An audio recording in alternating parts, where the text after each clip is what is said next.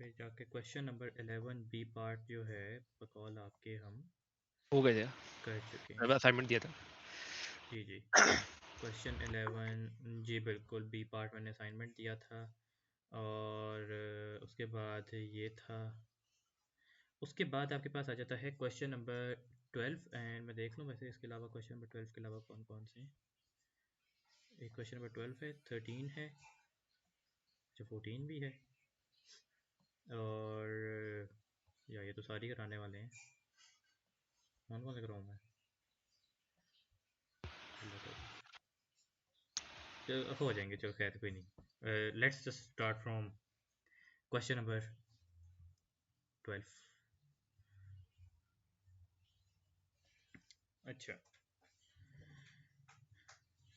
यहाँ पर वो हमें बता रहा है कि a class of students are developing a program to send data between computers. Many computers are connected together to form a wide network. Serial ports are used to connect one computer to another. Each computer is assigned a unique 3-digit ID, has 3 ports each identified by an integer value, is connected to between 1 and 3 other computers. Basically situation क्या है कि software develop किया जा रहा है जो कि एक वाइड नेटवर्क की सूरत में काम करेगा। सीरियल पोर्ट्स इस्तेमाल किए जाएंगे एक कंप्यूटर को दूसरे कंप्यूटर से कनेक्ट करने के लिए। हालात भी जो ये होंगे कि ईच कंप्यूटर के पास एक यूनिक 3-डिजिट आईडी है और हर कंप्यूटर के 3 पोर्ट्स हैं जो कि एक इंटीजर वैल्यू से रिप्रेजेंट हो रहे हैं and is connected between 1 and 3 other computers. वो एक से लेकर 3 डिफरेंट कंप्यूटर्स तक के दरमियान में कनेक्टेड होंगे। बात ये कि ये जो सारी की सारी कहानी है ना, ये एम ही होती है। टेक्स्ट फाइल में बेसिकली बस बात स्ट्रिंग हैंडलिंग की आती है सारी, कि स्ट्रिंग्स को आपने हैंडल करना है, ये इन्फॉर्मेशन दी होती है, इसके हिसाब से स्ट्रिंग हैंडल करने होते हैं। तो खैर सिनेरियो तो आपको यहाँ पे समझ आ गया कि 3 डिजिट आईडी यूनिक है, 3 पोर्ट्स हैं और 3 कंप्यूटर के साथ वो कनेक्टेड होगा। Messages are sent between computers as a string of characters organized into fields as shown। इस तरह से आपके पास एक स्ट्रिंग बना होगा और वो मैसेज इस तरह से सेंड हो रहा होगा। स्ट्रिंग का क्या स्ट्रक्चर हमारे पास आ रहा है कि सबसे पहले उसका पार्ट है stx, start of text, which is a single character marking the start of the message, जिसकी कि s की वैल्यू 2 है। इसकी s की 2 है, यानी कि इसकी जो करेक्टर वैल्यू निकालने के लिए आपको ch का बिल्ट इन फंक्शन यूज करना पड़ेगा और 02 जब आप करोगे तो आपके पास इसकी वैल्यू आ जाएगी। Destination ID is the 3 number character that identifies the destination computer. जिस कंप्यूटर तक डाटा लेके जाने में डेस्टिनेशन आईडी है और ये 3 कैरेक्टर्स लंबी है। इसकी लेंथ 1 होगी क्योंकि एक सिंगल करेक्टर है ना, तो एक इसकी लेंथ 1 है, इसकी लेंथ 3 है। सोर्स आईडी जो कंप्यूटर जिससे कंप्यूटर भेजा है उसकी आईडी, इसकी लेंथ भी 3 होगी। डेटा, डेटा की वेरिएबल लेंथ स्ट्रिंग है, बट इसकी बात यह है कि ये लेंथ 1 से लेस देन या इक्वल टू होगा, यानी कि या तो लेस देन 1 होगी या उसके सॉरी मेरा मतलब ये है कि ग्रेटर देन 1 होगी या 1 की इक्वल होगी, मिनिमम लेंथ उसकी 1 है। एंड उसके बाद ETX आ जाते हैं जो कि अगेन एक सिंगल करेक्टर है जिसकी S की वैल्यू 3 है। इसको आप CHR built in function use करते हुए 03 करेंगे तो आपको इसकी वैल्यू मिल जाएगी। ये इसके मैसेज के सारे डिस्क्रिप्शन दी हुई है। अर्थ ये कि सारे के सारे स्ट्रिंग में ये सारे पार्ट्स बिल्ट फिक्स लेंथ के हैं, सिवाय ये वाला जो है ये वेरिएबल लेंथ का है, ये भी फिक्स लेंथ का है। बाकी वो आपके CHR फंक्शन का इस्तेमाल चेक करने के लिए उसने यहाँ पे ये वाली चीज़ दे दी थी ताकि आप इंसर्ट पे से जाके CHR फंक्शन का भी यूज़ कर सकें। वो कहते हैं for example the following message contains the data hello Kevin we send from computer 101 to computer 232 STX 232। ये 232 क्या है? डेस्टिनेशन, सोर्स, मैसेज, ETX, और ये STX जिसकी कि S की वैल्यू 02 और इसकी वैल्यू 03 गिवन थी। Each computer will run a copy of the same program। Her computer के ऊपर एक प्रोग्राम सेम प्रोग्राम की कॉपी चल रही होगी। Each program will contain a global variable my id of type string that contains the unique ID of the computer which the program is running। जिसके पर run कर रहा होगा उसकी अपनी आईडी my id के अंदर स्टोर्ड होगी। यहाँ तक कोई क्वेश्चन आपका इस पूरे सिनेरियो के अंदर? Nope.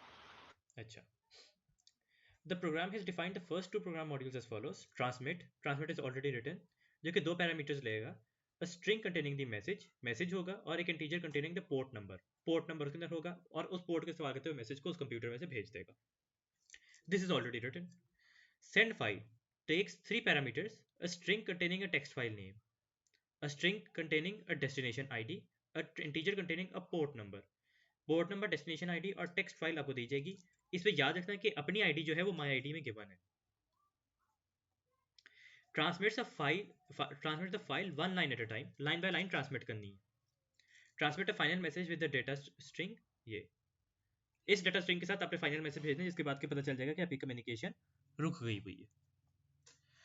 The pseudocode for write pseudocode for the module send file. Send file के लिए आप pseudocode लिखें. Assume the module transmit has already been written and is used to transmit a message. The value of my ID may be used as the source ID. Source ID की जगह my ID use कर सकते हैं.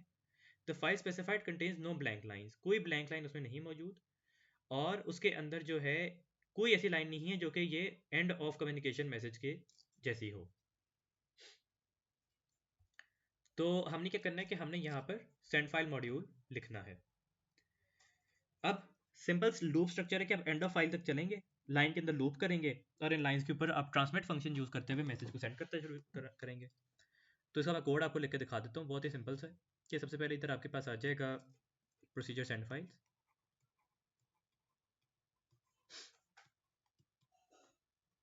Send file parameter में से 3 चीज़ें बताई थी. एक तो वो आपके पास फाइल नेम आ जाएगा, आपके पास फाइल नेम. दूसरा उसने बताया था कि आपके पास क्या थी, डेस्टिनेशन आईडी और पोर्ट नंबर. तो आपके पास आ जाएगा ये इधर डेस्टिनेशन आईडी, डेस्ट कॉमा पोर्ट. ये तीनों क्या है, ये तीनों स्ट्रिंग्स हैं. स्ट्रिंग ही थे ना, क्या था, अच्छा नहीं, पोर्ट इंटीजर है, पोर्ट इंटीजर है. डेस्टिनेशन एंड द क्या बोलते हैं उसे, फाइल नेम जो है वो हमारे पास स्ट्रिंग है, जबकि हमारे पास जो पोर्ट नंबर है दैट इज इंटीजर. प्रोसीजर है, कुछ रिटर्न नहीं करेगा. उसके बाद जो है कि कहते हैं हम यहाँ पर दो अपने पास वेरिएबल्स बना कॉन्स्टेंट्स डिक्लेयर कर लेते हैं. मैं इधर कॉन्स्टेंट्स का यूज़ भी आपको समझा देता हूँ कि कॉन्स्टेंट्स का यूज़ क्या होता है. मैंने आपको ये वैसे इंट्रोडक्टरी क्लास में कराया था, लेकिन constant stx is equal to chr02, constant etx chr03. इसका वजह क्या है कि क्योंकि stx और etx की वैल्यू चेंज नहीं होनी, तो उसका कांस्टेंट सेट कर लें तो वो आपके लिए आसान होता है कोड में लिखना. प्लस ये डीबग एक अच्छी प्रैक्टिस समझी जाती है कांस्टेंट सेट करना. जो वैल्यूज फिक्स्ड रहनी हो उनका कांस्टेंट सेट कर देते हो ताकि वो चेंज ना हो रही हो बीच में. तो मैंने सिर्फ इसलिए कर दिया ताकि मेरे लिए stx और etx लफ्ज लिख दूँ, ना कि मैं हर दफ़ा chr02 और chr03 लिखूँ. ये करने के बाद हम फाइल को ओपन करेंगे in read mode. Open file, file name for read, line by line read करेंगे ताकि इससे मैसेज निकाल सकें. राइट फाइल नहीं, सॉरी रीड फाइल नहीं, सॉरी पहले while not end of file पे लगाएंगे. While not end of file, file name. File के एंड तक हम रीड करेंगे. उसके बाद क्या करेंगे कि हम यहाँ पे लाइन रीड करेंगे. इसके अंदर read file, file name comma this line. एक लाइन हमने इसमें से रीड कर ली. अब इस लाइन को सेंड करना है. इस लाइन को सेंड करने के लिए हमें क्या बनाना पड़ेगा कि हमें एक मैसेज बनाना पड़ेगा.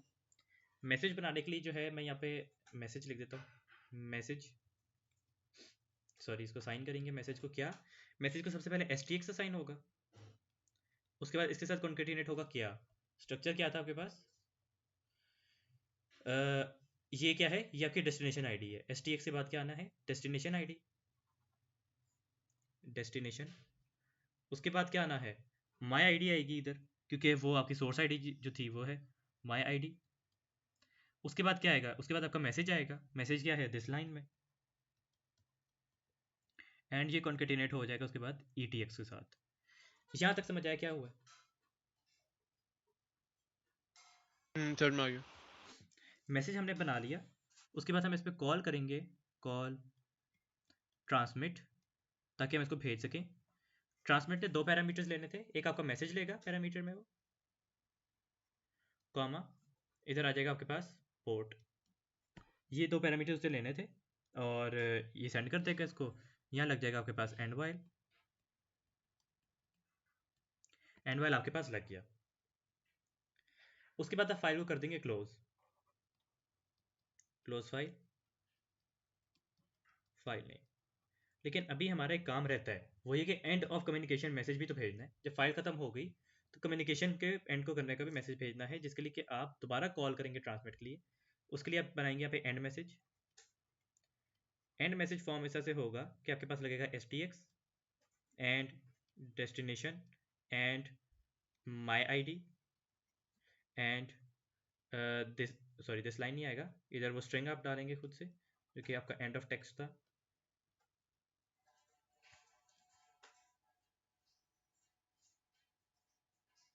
और ये आपके पास एंड ऑफ टेक्स्ट आ गया एंड ATX। ये मैसेज आपने बनाने के बाद आप इसको ट्रांसमिट कर देंगे, ट्रांसमिट, सॉरी कॉल ट्रांसमिट, क्योंकि प्रोसीजर है call transmit and message port, और यहाँ पे आ जाएगा आपके पास and procedure.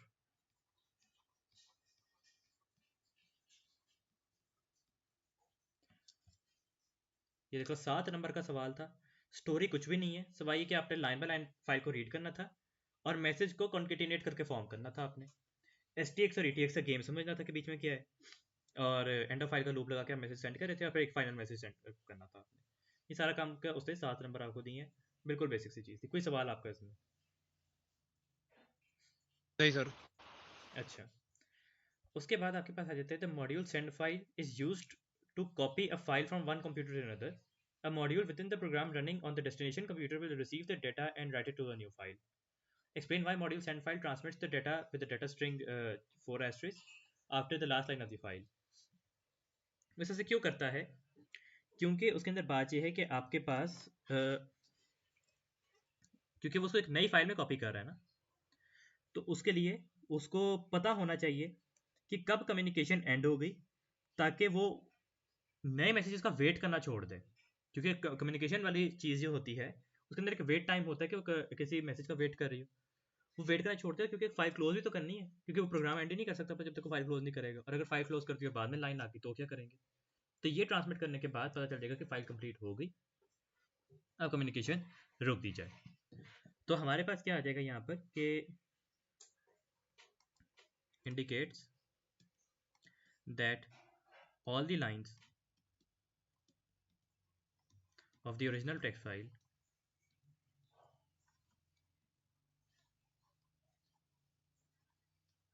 have been read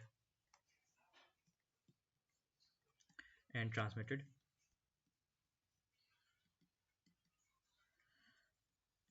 So the source computer, sorry, the destination computer uh,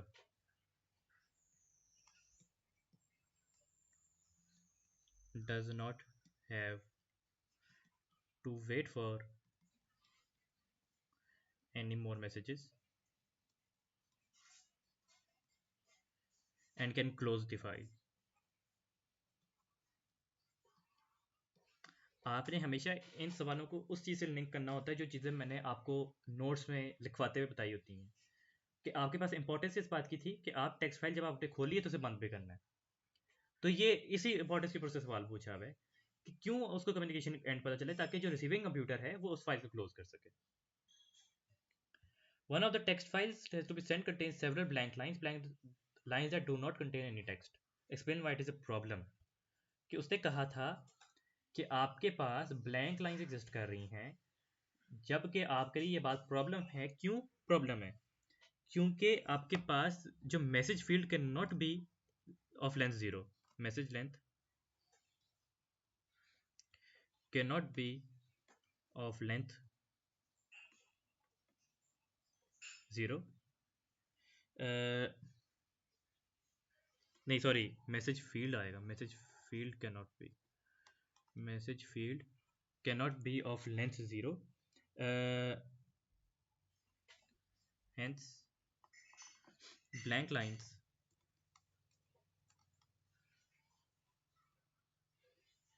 cannot be transmitted। क्योंकि उसने कहा था कि मिनिमम उसकी लेंथ 1 होगी, नहीं है आपकी लेंथ 1 तो उसका मतलब ये कि वो कोई एरर जनरेट कर देगा उस पर। Explain how the message format could be change to allow blank lines to be sent. Blank line के लिए क्या करेंगे आप?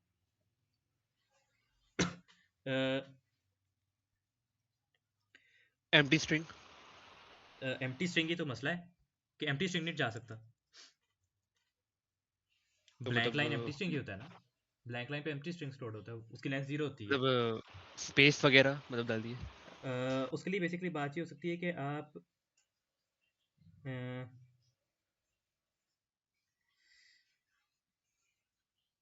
कि आप एक स्पेशल करेक्टर, हाँ वही बात है कि आप एक स्पेशल करेक्टर यूज कर लें, use a special character to indicate a blank line. The receiving computer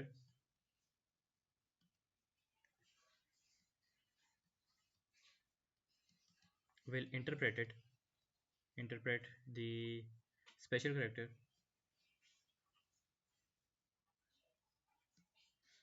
and write a blank line.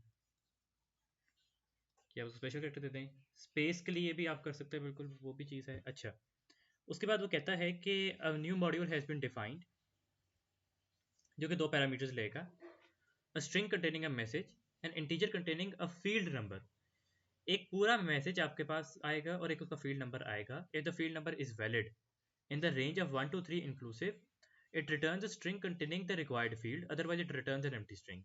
जो required field था वो रिटर्न कर दे, वरना आपने empty string रिटर्न कर देना। फील्ड नंबर 1 क्या है? Destination ID. फील्ड नंबर 2 क्या है? Source ID. फील्ड नंबर 3 क्या है? डेटा। या ये रिटर्न करना है आपने, या ये रिटर्न करना है आपने, या ये रिटर्न करना है। ये और ये रिटर्न नहीं होंगे ना, वो मांगेगा आपसे। और अगर इन तीनों में से कोई भी चीज़ देना पॉसिबल नहीं है तो आपने क्या करना है कि आपने इसकी जगह ब्लैंक लाइन रिटर्न कर देनी है। इसके लिए आप लिखें मॉड्यूल, बहुत इजी है, बहुत ही सिंपल सा है। कितने मार्क्स है? 6 नंबर बहुत इजी है तो। का। सिंपल बात है कि आप इधर आपके पास आ जाएगा फंक्शन। मैं जिस सवाल को मुश्किल समझ के शुरू कराता हूँ ना, वो एंड पे इजी निकलता है। इधर आपके पास आ जाएगा मैसेज स्ट्रिंग, और दूसरा पैरामीटर क्या आ रहा था आपके पास? Field number. Field number integer returns string. अच्छा, उसके बाद हम डिक्लेयर कर लेते हैं अपने पास, एक ही वेरिएबल हमें चाहिए होगा। Declare R underscore S T R, यानी जिसको हम रिटर्न करेंगे एज स्ट्रिंग। अब उसके बाद हम यहाँ पे केस ऑफ फील्ड नंबर लगाएंगे, केस ऑफ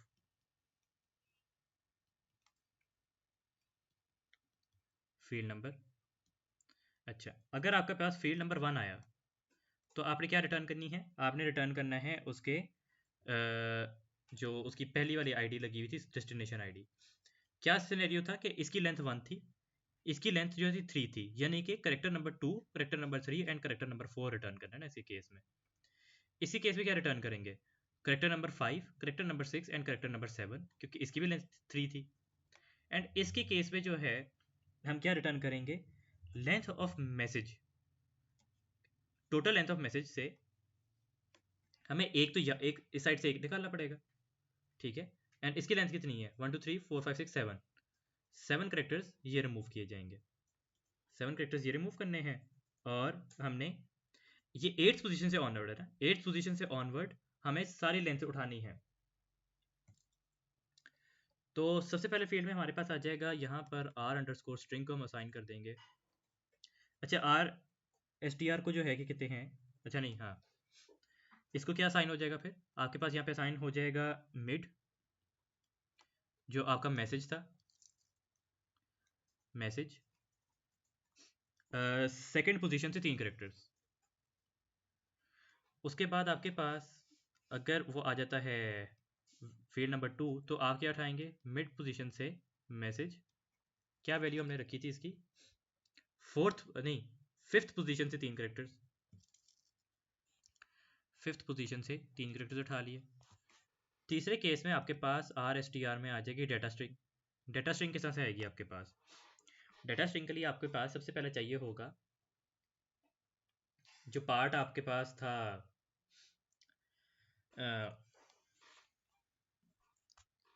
मिड पोजीशन से मैसेज को उठाएंगे, 8th करेक्टर से शुरू करेंगे। एंड कहाँ से उठाना होगा आपको? आपने 8th पोजीशन से उठाया और पूरी लेंथ उठाएंगे -8 करेक्टर्स। 8th पोजीशन शुरू करते हुए लेंथ -8। उसकी जरूरत आता है क्योंकि आपकी ये टोटल लेंथ है, 8 पोजीशन से उठा के सारी लेंथ आपने उठा ली, तो पूरी लेंथ में से -8 करेंगे क्योंकि ये टोटल करेक्टर्स लाइक 1 4 7 और एक 8, तो ये आपके पास आ जाएगा लेंथ ऑफ मैसेज -8, ये आ गया आपके पास। अदरवाइज हम क्या करेंगे, अदरवाइज जो है हम यहाँ पे r_str को एक ब्लैंक स्ट्रिंग असाइन कर देंगे। आपके पास केस एंड हो जाएगा, यहाँ पर एंड केस, और यहाँ पे रिटर्न कर देंगे स्ट्रिंग को, रिटर्न r_str, और यहाँ पे फंक्शन एंड हो जाएगा।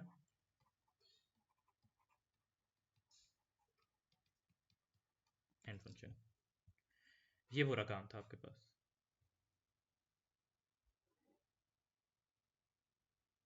बहुत इजी था सर ये तो। इसका मेरे ख्याल से ये वाला पार्ट थोड़ा ज़्यादा मुश्किल था। ये भी तकरीबन वैसा ही है, इस पर भी कुछ ज़्यादा उसने नहीं पूछा हुआ, और इसका तो मेरे ख्याल से इसने, हाँ ये भी ज़्यादा नहीं है टेक्निकल इसका जो सेकंड पार्ट है। लेकिन खैर अभी के लिए जो है हम क्वेश्चन नंबर 13 के ऊपर चलते हैं। या इसका सिनेरियो तो पढ़ा ही हुआ ना, पहले ये वाले सवाल को पहले पूरा कर लेते हैं। इसके अंदर वो क्या कहता है कि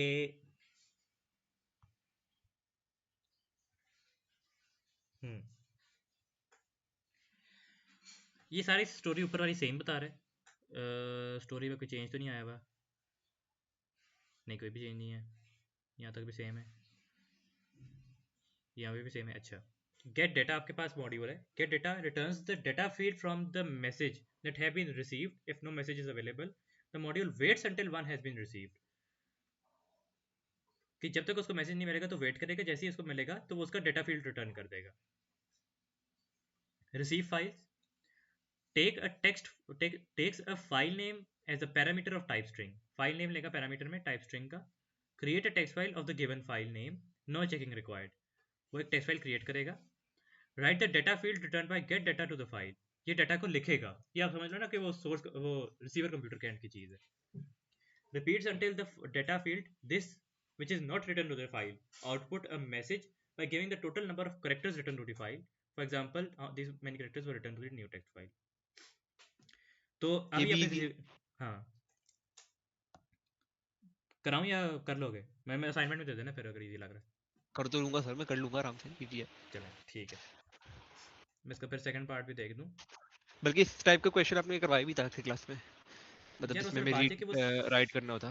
हाँ सिमिलर बात ये असल में ये होती है कि बस मेरी कोशिश ये होती है कि मैं ज़्यादा से ज़्यादा क्वेश्चन आपको एड्रेस कर दूं क्लास के अंदर, ताकि आपको खुद से जो प्रैक्टिस करो तो मसला ना हो, वरना कोई न्यू चीज ना है। हाँ वेरिएशन जो है ना वो बहुत ही कम आ रही है इन पेपर्स के अंदर, क्योंकि ये जैसे ये आपके पास 9618 आया था ना, तो साथ तो कोविड आ गया था, तो वो अब जाके उससे कोई नई चीज़ें बीच में डालना शुरू की, मतलब तब से तो पैटर्न एक ही चलाई जा रहा था। इंशाल्लाह जो भी मॉक सही मैंने बनाया हुआ है इसके अंदर आपको लगता जाएगा कि नया पैटर्न का सवाल क्या होता है। आपके पास उसके बाद यहाँ पे ट्रांसमिट दिया हुआ है, ट्रांसमिट के लिए उसने आपके पास string representing a message, integer representing a port number, और वो आपको पोर्ट नंबर के थ्रू मैसेज भेज देगा। दो पैरामीटर्स हैं आपके पास चैट के लिए, a string representing a destination ID, an integer representing a port number, extract data from the received message using get data and outputs it। receive message से वो get data करेगा और उसको output करेगा। forms a message using the data input by the user, user से input लेकर message form होगा, और ट्रांसमिट यूज करके आप मैसेज को भेजोगे इस पोर्ट नंबर और डेस्टिनेशन आईडी के थ्रू।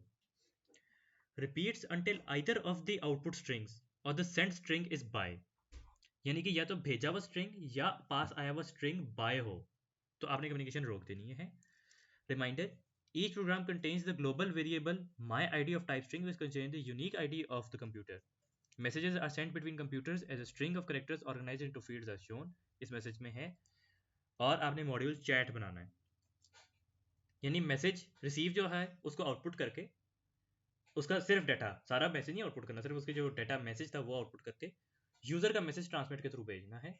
कोई एक बंदा बाय लिख देगा तो कम्युनिकेशन को रोक देना है। कर लोगे या कराऊं? ये वाला करवा दें सर। अच्छा, सिर्फ एक लूप की बात है ये भी सवाल। देखो आपके पास आ रहा है यहाँ पे प्रोसीजर चैट।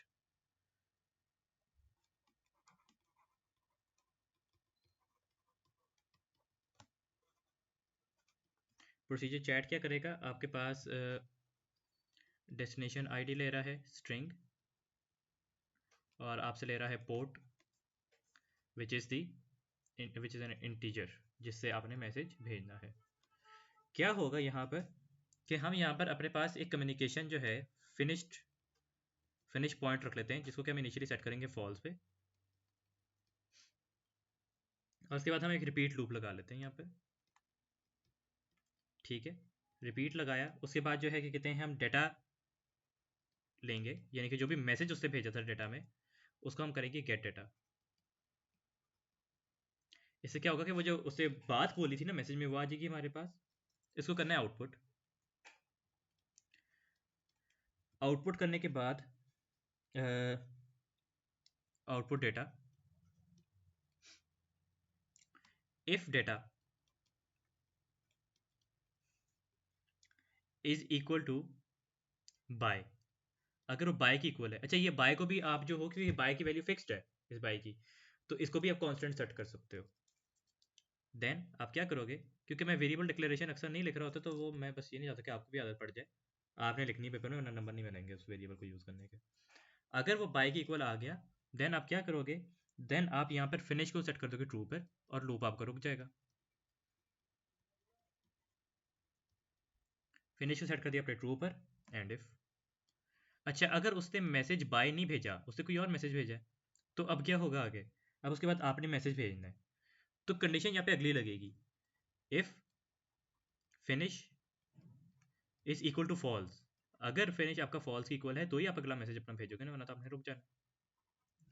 देन आप क्या करोगे, आप यूजर से इनपुट लोगे मैसेज का, इनपुट माई मैसेज का इनपुट ले लिया गया, उसके बाद आप ट्रांसमिट कर दोगे इसको। ट्रांसमिट करने का क्या तरीका था आपके पास कि आप पहले यहाँ पर मैसेज में मैसेज फॉर्मेट करोगे। कैसे करोगे, इधर मैंने अब एस टी एक्स नहीं किया था तो इधर मैं लगा देता हूँ CHR02 कॉन्केटिनेट विद जो आपके पास डेस्टिनेशन आईडी थी, destination ID and my ID and my message, और इसके बाद इसके आगे कॉन्केटिनेट होगा क्या, आपकी जो थी ETX CHR03 लग गया। CHR03 लगने के बाद आपका मैसेज बन गया। अब इसको ट्रांसमिट कर देंगे, ट्रांसमिट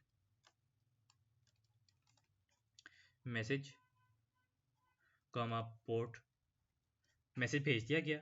अच्छा, ये करने के बाद अब आप यहाँ पे मैसेज को चेक करोगे कि इफ़ इधर वाला मैसेज जो था कि if my message is equal to bye, क्योंकि बाय ट्रांसमिट भी तो करना है ना, अगर बाय की इक्वल था देन आप क्या करोगे, इधर भी आप कम्युनिकेशन को रोक दोगे। देन आपके पास फिनिश को ट्रू कर देंगे हम, फिनिश ट्रू एंड इफ होने के बाद इधर आपके पास लूप को एंड किया जाएगा। ये रिपीट लूप था, इसको हम लगा देंगे until finish is equal to true. तो ये लूप ब्रेक कर जाएगा, कम्युनिकेशन रुक जाएगी, आपके पास आ जाएगा एंड प्रोसीजर। ये था भाई सारा, समझ में आया? ये भी ऐसे इजी था, मतलब देखने में थोड़ा हार्ड लग रहा था बट जी एकदम तो मुश्किल ये नहीं था इस ओवरऑल। जी इधर वाला एंड इफ रह गया, बस ये वाला भी इधर एक एंड इफ आ जाएगा। उससे थोड़ा सा यही मैंने सारी बात बताई थी आपको कि आपने अपने बेसिक्स के साथ स्टिक रहने जो मैंने आपको नोट्स में पढ़ाए हैं, उससे बाहर की कभी कोई चीज़ नहीं आएगी। वो चाहे इससे भी डबल लेंथ का सवाल बना दे, कुछ नहीं ऐसा आएगा जो कि आपने को उस नोट्स में ना पढ़ाया गया हो। क्योंकि वो इससे ज़्यादा सिलेबस में है ही नहीं, सिलेबस और टेक्स्ट बुक में उतना ही है आपके लिए। ये सारे सवाल जो हैं वो सिर्फ आपकी प्रॉब्लम सॉल्विंग जज करने के लिए हैं। तो प्रॉब्लम सॉल्विंग आपकी इसी तरह से जज हो रही है कि जब आप अपने बेसिक्स के साथ रहोगे। उसके बाद कहते हैं the hmm. Module get data returns the data field from the message that has been received. If no message is available the module waits until one has been received. Explain the limitation of this module chat from part C. Describe a modification in get data to address this limitation. Limitation की आपके पास आ रही है कि वो ये कह रहा है कि it waits until one has been received. वो इंतजार करता रहता है। गेट डेटा क्या करेगा कि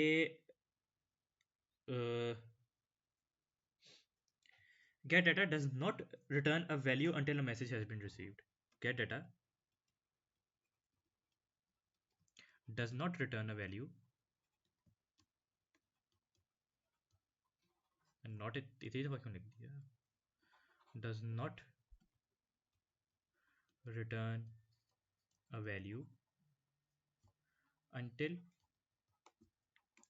a message has been received.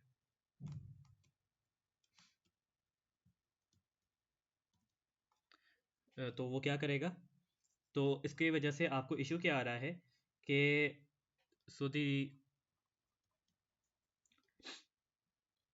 user has to wait for a message until received। यानी कि वो उसके इंतज़ार में है। आप देख सकते हो कि इस कोड में भी स्क्रॉल क्यों हो गया, किधर गया, हाँ, इधर पहले डाटा रिसीव होना था और उसको चेक होना था कि वो बाय तो नहीं है, और उसके बाद फिर वो कर सकता था। अब बात ये कि वो गेट डाटा जब तक उसको मैसेज नहीं आ रहा उसको इंतजार करते रहना करते रहना करते रहना है, उस चक्कर में वो बैठा रहे जितने मर्जी देर अगला मैसेज नहीं भेज रहा। तो ये तो मसले वाली बात है। अब इस मसले का हल क्या, इस मसले का हल ये हो सकता है कि आपके पास एक स्पेसिफिक हिस्सा बनाया जाए या मॉड्यूल बनाया जाए या कोड का हिस्सा बनाया जाए कि जिधर उसके पास ऑप्शन हो कि कोई भी यूज़र, दोनों में से कोई भी यूज़र कभी भी उस चैट को एक्सेप्ट कर सकता है, और क्या कहते हैं, जिसके बाद के आपका क्या कहते हैं दोनों कंप्यूटर्स पे कम्युनिकेशन एंड हो जाए। दोनों कंप्यूटर्स को नोटिफाई कर दिया जाए, गेट डेटा रिटर्न कर दे कि कम्युनिकेशन एंड हो गई भी है, और रोक दिया जाए। आपके पास यहाँ पे आना चाहिए कि if there is no response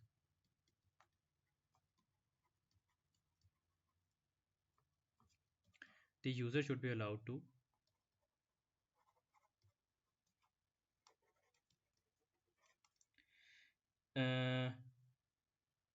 exit the chat at any time. Both the users will be notified about the end of the communication.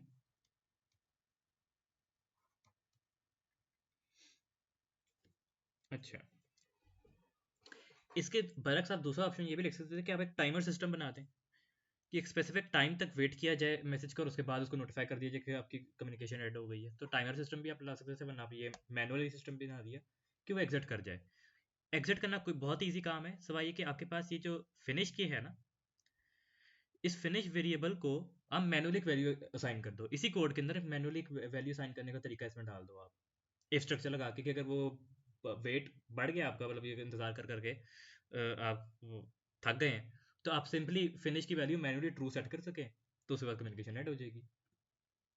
इस तरह से आप इसको अपडेट कर सकते हैं। ऑल्दो इतनी ज़्यादा डिटेल आपको नहीं मांगी जाती, आपको बस एक तरह से एक ओवरऑल डिस्क्रिप्शन देनी होती है। खैर, इसका जो ये शुरू वाले पार्ट हैं, part A and part B, question number 14 का ये आप एज असाइनमेंट करोगे, और मुझे बताओ आप टेस्ट कब दोगे मुझे, अगर कौन कौन कौन चैप्टर सी कवर चीज़ टेस्ट का? दोगे। हम्म, मतलब P2 के हमारे 1 2 3 4 के हैं। टे, टेस्ट तो आपने मेरे ख्याल से मुझे सिर्फ चैप्टर 1 का दिया हुआ है अभी तक। हाँ, चैप्टर उनका ही दिया है मैंने तो। ओहो, फिर तो और पढ़े आपने चैप्टर 3 तक हुए हैं मेरे से? यप। तो फिर चैप्टर 2 का टेस्ट मुझे बता दो, किस दिन तैयार करके दे सकते हो? मेरे हिसाब से सैटरडे। सैटरडे तक तैयार कर लोगे? हाँ कर लेंगे इंशाल्लाह। चलो ठीक है। चैप्टर 2 दफ़ा हाँ, कम्युनिकेशन वाला ना। जी P1 ना सर? जी, P1 इजी है, कर लूँगा इंशाल्लाह। चलो ठीक है। उसके बाद आपके पास आ जाते हैं question number 13। A procedure text files will take two parameters, a string representing a file and integer representing the number of files to be created. Each file is given a different name. Each file name is formatted by concatenating the file name with a suffix based on the file number. अच्छा, मैं इतनी जल्दी आगे पढ़ी जा रहा हूँ, बता दूं कि दो पैरामीटर्स ये लेगा, एक फाइल नेम और कितनी फाइल्स आपने जनरेट करनी है उसके मुताबिक। जितनी फाइल नंबर बताएगी उतनी फाइल्स क्रिएट करनी। किस तरह से कि हर फाइल का एक डिफरेंट नेम होगा। कैसे कि फाइल नेम को कॉन्केटिनेट किया जाएगा with the suffix based on the file number. The suffix will always be correct, three characters, तीन करेक्टर्स का सफिक्स हमेशा होगा। For example, the call create file test data, 3 would result in the generation of file test data 001, test data 002 and test data 003। और हर file में उसके बारे में description लिखी होगी, this is file test data dot 002। इस तरह से आपको हर डिस्क्रिप्शन दी गई होगी फाइल के अंदर एक सिंगल लाइन में। Write pseudocode for create files. Assume both parameters are valid and the integer value is between 1 and 999 inclusive. सोच लीजिए बड़ी रेंज है। अब इस पर करेंगे क्या?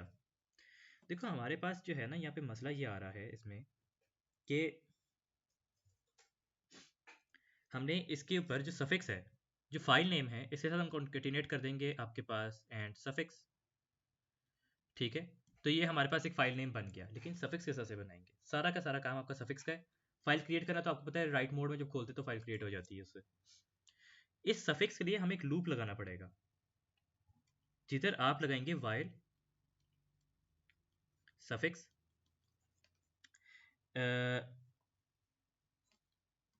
बल्कि आप सबसे पहले क्या करेंगे कि ये मैं डायरेक्टली कोड में समझा देता हूँ, ये सारा नहीं आपको समझ आएगा। मैं इसको डायरेक्टली कोड में समझाता हूँ कि ये मैं चाह क्या रहा हूँ, ये बताना। देखो आपके पास यहाँ पे पहले इसका हेडर आ जाएगा, प्रोसीजर क्रिएट फाइल्स।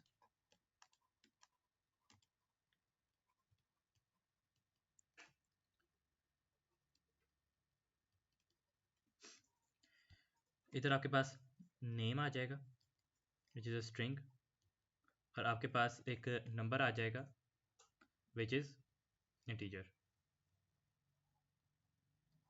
अब देखो हम क्या करेंगे, मैं इधर लूप लगाता हूँ फॉर काउंट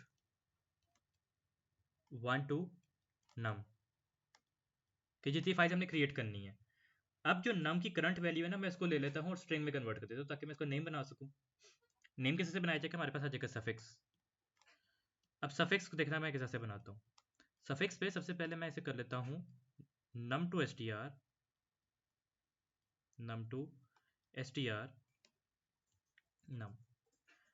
नंबर बना लिया मैंने, को स्ट्रिंग बना लिया। जो भी काउंट की वैल्यू थी 3 था तो स्ट्रिंग बन गया होगा 3 में, 5 था तो 5 बन गया होगा।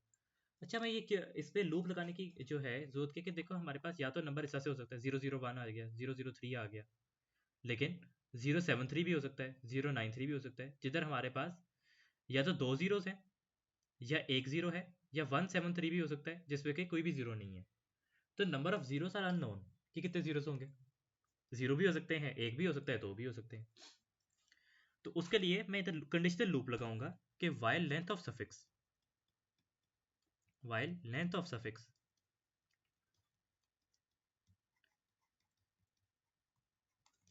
Is less than 3। क्या किया जाएगा कि जब तक उसकी, सॉरी नॉट इक्वल टू 3, जब तक कि उसकी लेंथ 3 की इक्वल नहीं हो जाती, तो हम सफिक्स के आगे जीरो कॉन्केटिनेट करेंगे। किस तरह से? इसके आगे जीरो कॉन्केटिनेट करेंगे एंड सफिक्स, तो इसके आगे जीरोस लगते चले जाएंगे। अगर फाइल नंबर 1 है तो 2 जीरो लग के लूप रुक जाएगा। अगर ये फाइल नंबर फॉर एग्जांपल 23 है तो एक जीरो लग के रुक जाएगा। 123 है तो कोई भी जीरो नहीं लगेगा, और आपके पास ये एंड वाइल हो जाएगा। अब सफिक्स बन गया, आगे का कोई काम मुश्किल रहा ही नहीं। जब आपका सफिक्स यहाँ पे बन गया तो आप फाइल नेम बनाएंगे अपने पास, फाइल नेम क्या करेंगे, जो आपके पास नेम आया था पैरामीटर में, name and dot and suffix, name बन गया आपका, फाइल को करेंगे open, open file, file name for read, नहीं sorry for write, write mode में करेंगे तो उससे क्या होगा कि फाइल क्रिएट हो जाएगी उस नाम की, और इसके अंदर डाटा लिखा जाएगा राइट फाइल,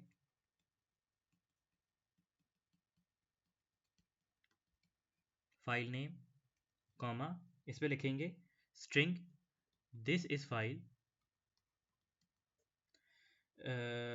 एंड इसको कॉन्केटेनेट करेंगे विद द फाइल नेम। ये आपके पास वो स्ट्रिंग आ गया जो था, और ये आपके पास पूरा ये लाइन लिखी गई फाइल नेम के अंदर। उसके बाद आप फाइल को कर देंगे क्लोज,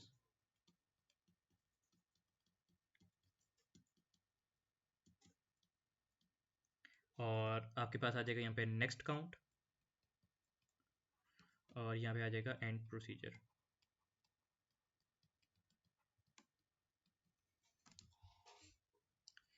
ये काम था सारा।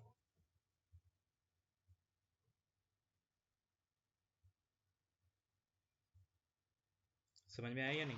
और इसमें जो हमने 0 लगाया है सफिक्स से पहले, जी तो 001 में तो 2 0 हैं, तो वो तो 1 0 जी, आएगा। लूप में लगा हुआ है, while length of suffix is not equal to 3, तो रिपीटेडली आगे जीरो लगते रहेंगे, ये लाइन रिपीटेडली एग्जीक्यूट होगी जब तक कि उसकी लेंथ 3 की इक्वल नहीं हो जाती। ये लूप में लगा हुआ है। सही सही सही सही आ गया। हाँ सही। अच्छा, और किस सवाल? नोप। अच्छा, the module check file will count the number of files produced by the create files in part A. Check files will take a string representing a file name and return the number of files found. Identify the type of module that should be used for check files. उससे क्या कहा है कि module आपके पास check files है जो कि count करेगा number of files produced by create files in part A, और रिटर्न करेगा नंबर ऑफ फाइल्स। रिटर्न करना है तो क्या यूज होगा आपके लिए? Function. Function. Write module header for check files, इधर आपके पास आ जाएगा फंक्शन चेक फाइल,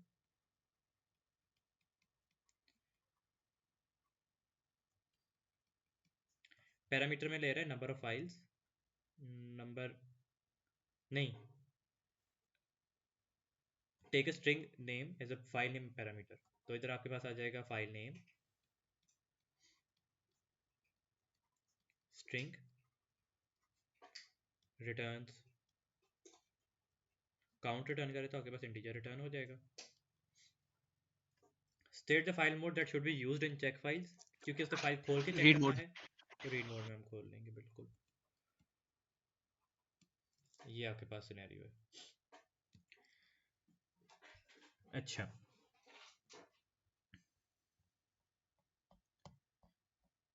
इसके बाद अच्छा इस पे इन वाले पार्ट्स कोई सवाल तो नहीं था? नहीं सर। अच्छा, उसके बाद जो है कि कहते हैं हमारे पास, एक मिनट रुकना,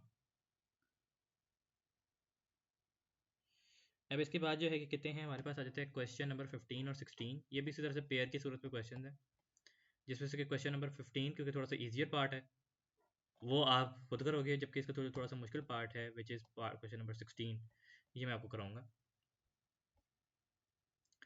और उसके बाद मुझे उम्मीद है कि हमारे पास शायद एक आधे क्वेश्चन बच जाएगा करने वाला खुद से। क्वेश्चन नंबर 16 हमसे कहता है कि teacher is designing a program to produce pseudo code projects written by her student.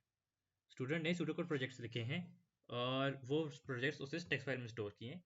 The process is split into number of stages, each stage performs a different task and creates a new file. Her stage पे वो एक नया task perform करते हैं और एक नई file create कर देते हैं।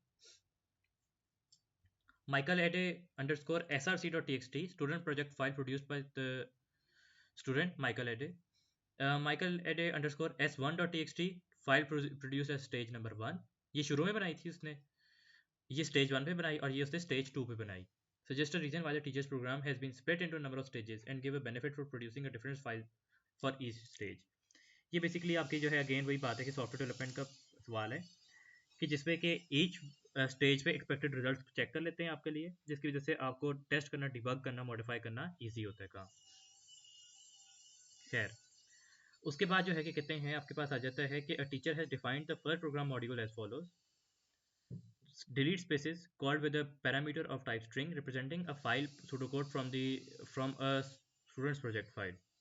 यानी कि वो एक पैरामीटर में नेम लेगा जो कि आपकी प्रोजेक्ट फाइल में से है, प्रोजेक्ट फाइल के स्टूडेंट की प्रोजेक्ट फाइल का नाम है, नहीं, नाम नहीं है, एक लाइन है उस स्टूडेंट की प्रोजेक्ट फाइल में से, एक pseudocode की एक लाइन है।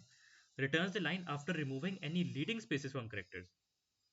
आपके पास रिप्रेजेंट एक लाइन आएगी और उसकी स्पेसेस रिमूव करनी है। The following example shows a string before and after spaces have been removed. Spaces आपने रिमूव करनी है। मेरे ख्याल से पिछले सवाल में जो है, जैसे पहले वाला सवाल है उसके अंदर, if I am not wrong, तो उसने आगे लिखे हुए कमेंट्स रिमूव कराए हुए, इधर जो है वो स्पेसेस रिमूव करा रहा है आपसे। एक मिनट देखना, कमेंट्स ही थे क्या था? हाँ, इधर जो है वो आपसे कमेंट्स रिमूव करा रहा है, ये कमेंट आगे लिखे हुए हैं, और इस वाले में ये आपसे स्पेसेस रिमूव करा रहा है। तो उस स्पेसेस जो है ना आपके आगे यहाँ पे आई हुई हैं कि ये जितनी स्पेस है ना, ये आपने रिमूव करके यहाँ से इस पे ले आनी है, इंडेंट खत्म कर देना है। Function delete space return string. तो सिंपल काम इसमें ये होगा कि आप जो हो, और यहाँ सबसे पे ये पहले, मेंशन किया है कि स्पेस मतलब इसी लोकेशन पे आएगा, मतलब इफ से पहले। जी, इफ से पहले नहीं आएगा, मतलब ये है कि एनी लीडिंग स्पेसेस जो है कि बिफोर एंड आफ्टर के जो फर्स्ट करेक्टर से पहले स्पेसेस है, जो सही फर्स्ट सही। करेक्टर से पहले स्पेसेस है ना, वो रिमूव आपने बस करनी है, इतने से की। लीडिंग स्पेसेस का मतलब यही होता है कि जो पहले लगी हुई स्पेसेस हैं आपकी। अच्छा, सही। उसके अंदर जो है वो कहता है कि आपके पास डिलीट स्पेस का फंक्शन है, तो क्या करेंगे कि हम यहाँ पे बना लेंगे फंक्शन डिलीट स्पेस।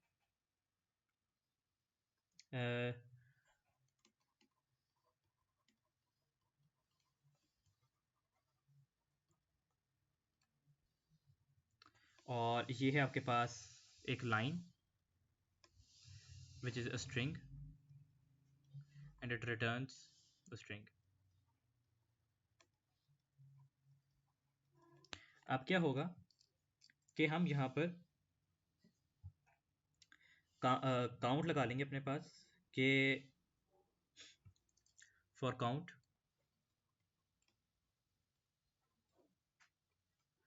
फंक्शन ने रिटर्न क्या करना है, बस लाइन ही रिटर्न करनी है ना, हाँ बस रिटर्न लाइन रिटर्न।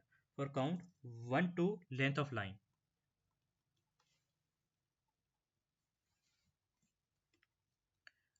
पूरी लाइन के लिए लूप लगाया जाएगा और हम इसमें से करेक्टर उठाएंगे, करेक्टर उठाएंगे। अच्छा, तो हमारे पास आ जाएगा this character.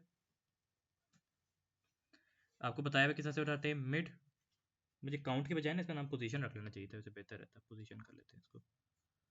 For position 1 to, तो इधर आ जाएगा आपके पास मिड लाइन पोजीशन 1, एक उठाया। अब इसको कंपेयर करेंगे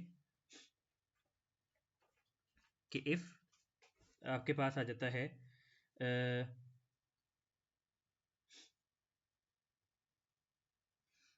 if this character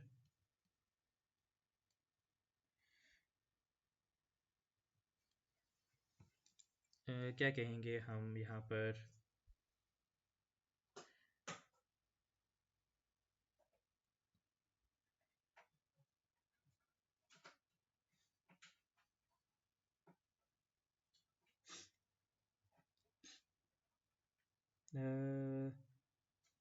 if this character is equal to space, then हम क्या करेंगे, देन हम यहाँ से अपने पास स्पेस काउंट एक बना लेंगे, स्पेस काउंट, इसको इंक्रीमेंट कर देंगे बाय 1, स्पेस काउंट +1। इसको ऐसे और तरह से बनाना चाहिए था, मैं करेक्टर्स तो उठा रहा हूँ, लेकिन मैं इस लूप को रोकूंगा कैसे कि जब वो स्पेस काउंट नहीं रहेगा तो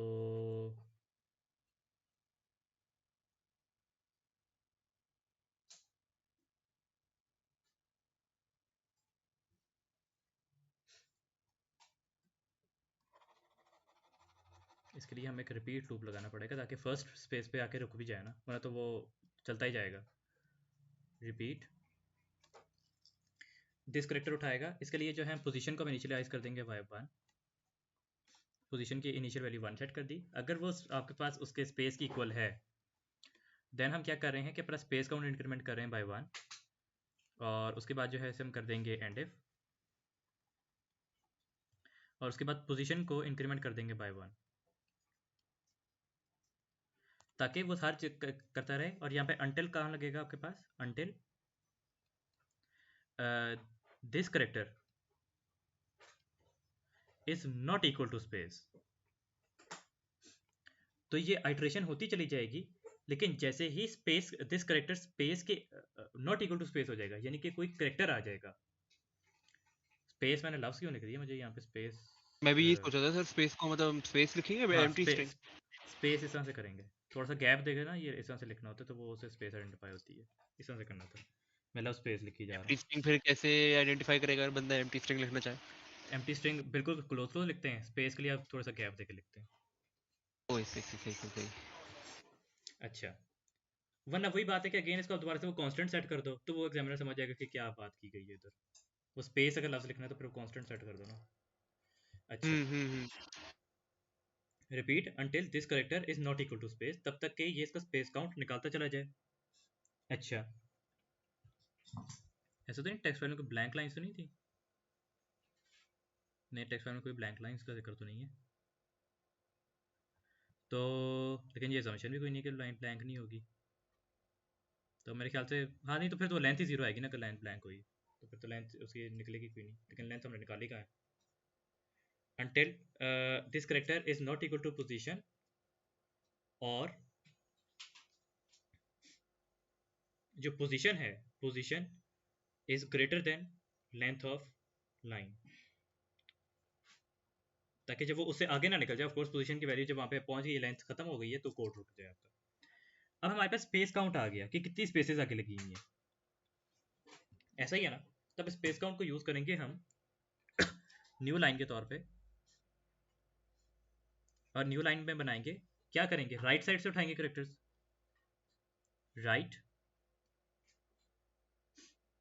line comma length of line, length of line minus जो आपका स्पेस काउंट था, और यहाँ पे हम रिटर्न कर देंगे न्यू लाइन को, और यहाँ पर आ जाएगा आपके पास एंड फंक्शन।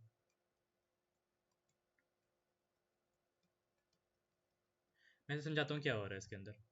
देखो हमारे पास एज्यूम करो यहाँ पर कि यहाँ पर जो है उसने 3 स्पेसेस डाली हुई है, वैसे तो 1 2, हाँ 3 स्पेसेस हमारे पास मौजूद है। क्या होगा कि हमारे पास लूप चलेगा, पहले ये वाला करेक्टर कंपेयर होगा, ये वाला स्पेस की इक्वल है ना, तो स्पेस काउंट हो जाएगा हमारा +1। उसके बाद वो अगले करेक्टर पे आएगा, क्या अभी लेंथ ऑफ स्ट्रिंग से आगे तो चली गई नहीं, वो लेंथ से आगे तो नहीं गया, इधर आ गया उसके बाद, तो फिर से +1 हो जाएगा। उसके बाद फिर वो इंक्रीमेंट करके अगले की तरफ आया, फिर से +1 हो जाएगा। अब जब वो इधर इंक्रीमेंट करके आएगा, तो ये नॉट इक्वल टू स्पेस है, ये वाला स्पेस की इक्वल तो नहीं है ना। अब जब ये नॉट इक्वल टू स्पेस आ गया, तो इधर आपके पास टर्मिनेशन कंडीशन लगी हुई थी,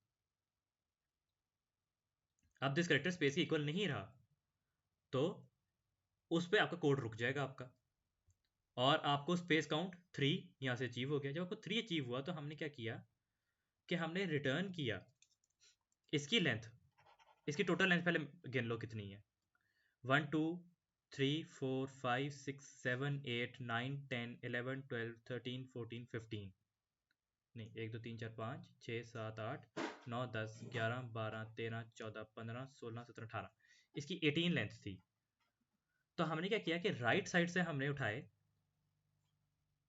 राइट साइड से लेंथ उठाई, लेंथ माइनस जो काउंट हमारे पास था 3, राइट साइड से उठा लिए, तो ये 3 हमारे पास स्किप हो गए, और ये वाला स्ट्रिंग जो है हमारे पास इधर आगे रिटर्न हो गया। ये कोड है।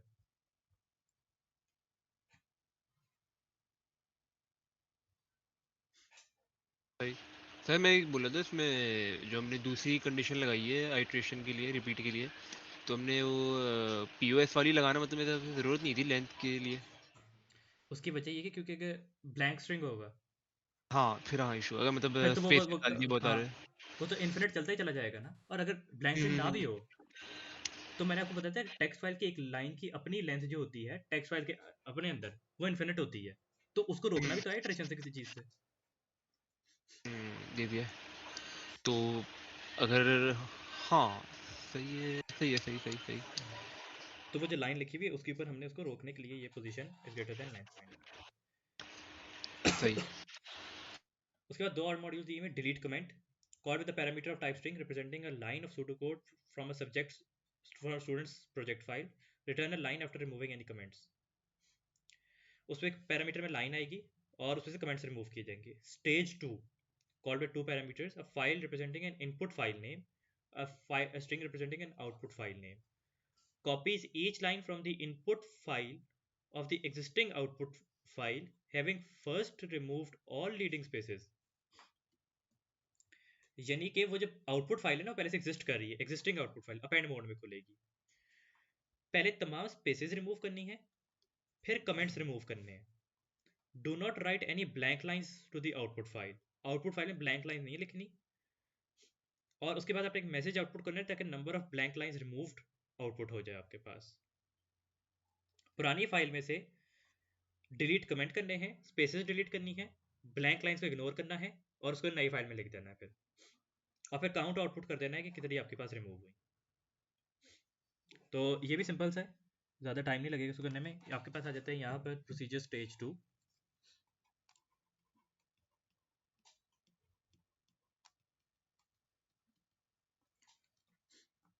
पैरामीटर्स में लेगा ये आपके पास फाइल वन और यहाँ पे आ जाएगा आपके पास फाइल टू। दोनों आपके पास क्या है, स्ट्रिंग है। आपके पास फाइल वन खोलेगी रीड मोड में, ओपन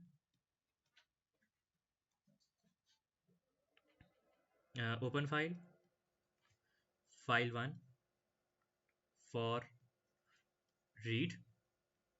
और फाइल टू में क्या होगा, फाइल टू अपेंड मोड में खुलेगी, ओपन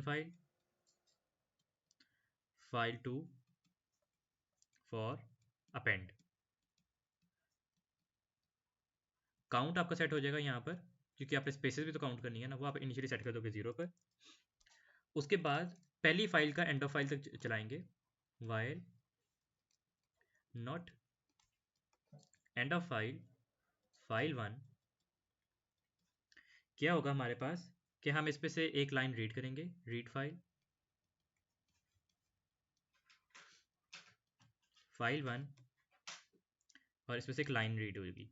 लाइन रीड होने के बाद सबसे पहले हम लाइन को अपडेट करेंगे इसमें से स्पेसेस रिमूव करके। लाइन वन, इसको अपडेट किया जाएगा डिलीट स्पेसेस, डिलीट स्पेसेस क्या क्या स्पेलिंग एग्जैक्ट, हाँ बस लाइन। उसके बाद हम इस पे से लाइन, सॉरी लाइन वन नहीं है, बस हमने, और फिर इसी लाइन को दोबारा से अपडेट किया जाएगा बाय डिलीट कमेंट्स, लाइन।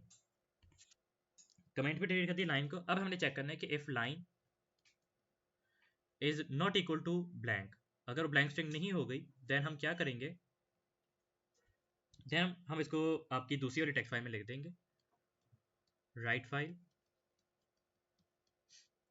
और फाइल टू लाइन, ये उसमें लिख दिया। एल्स पार्ट कि अगर वो एक ब्लैंक लाइन थी तो क्या करेंगे, हम काउंट को इंक्रीमेंट कर देंगे बाय वन। यहाँ हो गया एंड इफ। एंड इफ के बाद जो है कि कितने ही आपका एंड वाइल आ गया यहाँ पर। एंड वाइल आने के बाद जो है कि कितने हैं, आप दोनों फाइल्स को क्लोज कर दोगे, close file file one, close file file two. दोनों फाइल्स क्लोज करने के बाद जो है कि कितने हैं, आप आउटपुट कर दोगे count, output count comma number of blank lines removed.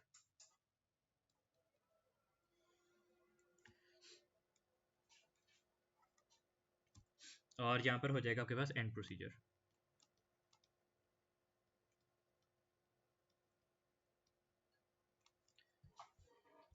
कोई सवाल इसके अंदर यार? नोप। क्लियर है ये? जी जी। अच्छा, इसके बाद आगे चलते हैं आपके पास। अ,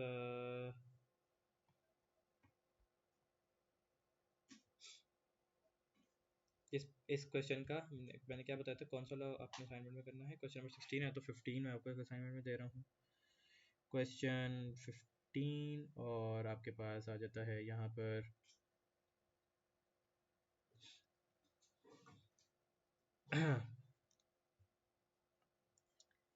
उसके बाद जो है कहते हैं हमारे पास एक जो क्वेश्चन है वो ये वाला है। An algorithm will output the last three lines from a text file result.txt. The lines need to be output in the same order as they appear in the file. Assume three variables line x, line y, line z will store the three lines. They are of type string. All three variables have been initialized to an empty string. The file contains sir ये empty तो वाला string. है वो shuffle वाला method जो आप बता जी, रहे वो थे। शफल वाला मेथड है उसमें। तो इसमें कहते हैं कि ओपन दी फाइल कौन सी वाली फाइल ओपन करनी है, स्टेप्स लिखने हैं उसके। तो इधर आ जाएगा आपके पास results dot T X T, loop until end of file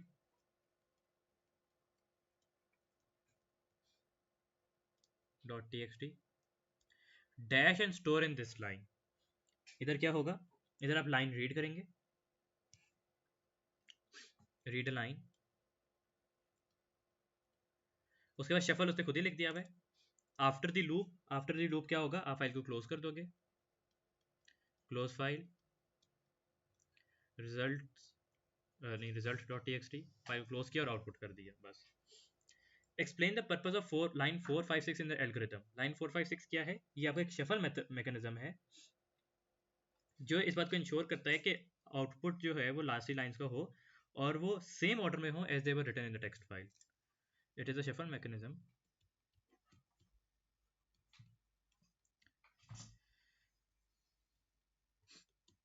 that outputs the last three lines of the text file in the same order as they were written. उसके बाद कहते हैं the requirements changes and the algorithm will now output three lines from the file starting from a given line number. एक given line number से जो है वो शुरू करेगा और फिर वहां तक जो है वो करेगा। The modified algorithm will be implemented as a function which will be called with an integer parameter representing the given line number. Output three lines starting from the given line. Return true if three lines are output. Return false if it is not possible to output three lines. यानी कि वो एक given line easy है number से sir ये भी। शुरू। तो इसका जो है अपने एल्गोरिथम के चेंजेस स्टेप 2 से लेकर 8 तक होंगे। स्टेप 1 में तो ओपन किया गया था और आउटपुट किए गए थे, तो यहाँ पे हम्म। चेंजेस क्या होंगे, आपका क्या ख्याल है, क्या आंसर आएगा इसका? पहले तो सर एक लूप लगेगी उसके लिए कि वो उस लाइन तक पहुंचे, मतलब जी जो मतलब पैरामीटर में लाइन उन्होंने दी होगी कि इस लाइन के बाद 3 आउटपुट करना है। पहले एक जी लूप लगेगी कि वो रीड वाला जो लाइन है हमारी उधर तक पहुंचे, और उसके जी। बाद फिर हम आउटपुट कर देंगे, और फिर इफ क्लॉज लगा के अगर EOF आ जाता है तो फिर हम फॉल्स आउटपुट कर देंगे, वरना ट्रू आउटपुट कर देंगे। अच्छा, इसमें सबसे पहले क्या होगा कि आपके पास जो है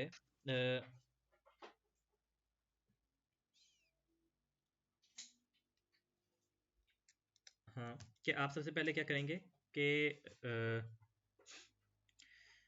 आप loop until the given number, जो भी गिवन आपको नंबर दिया गया है उस तक आप लूप करेंगे। अगर फाइल का एंड रीच हो जाता है तो आप रिटर्न कर देंगे फॉल्स।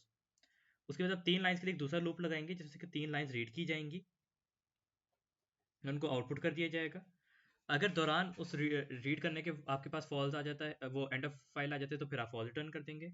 अदरवाइज जब 3 लाइन्स आउटपुट होगी तो आप ट्रू कर देंगे। इसके लिए आपको खास मैकेनिज्म की जरूरत नहीं है कि आप इसमें से किसी से करें। देखो सबसे पहले क्या होगा कि आप लूप करेंगे, loop until the given line number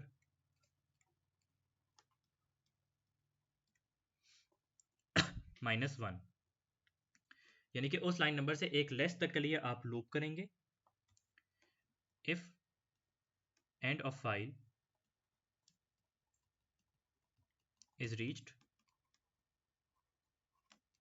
return false. यानी कि आप क्या कर रहे हैं बेसिकली कि आपके पास अगर ये टेक्स्ट फाइल है जिसमें से कि 1 2 3 4 5 6 7 और 8 लाइन लिखी हुई है, वो कहते हैं कि लाइन नंबर 4 पे जाएं, तो एक पहले वाले लूप के अंदर 1 2 3 और 4 पे आएंगे। अगर यहाँ पर आके चेक करेंगे कि एंड ऑफ फाइल तो नहीं आ गया, तो नहीं आया तो उस केस में जो है कि कहते हैं आप कुछ भी नहीं करोगे, वरना आप यहाँ पे फॉल्स रिटर्न कर दोगे। उसके बाद यहाँ पर आपके पास एक सेकंड लूप शुरू होगा जिसमें से कि सॉरी लाइन नंबर 5 अगर गया होगा तो आप लाइन नंबर 4 पे आओगे। अब आप 3 लाइन रीड करोगे in the second loop. In a second loop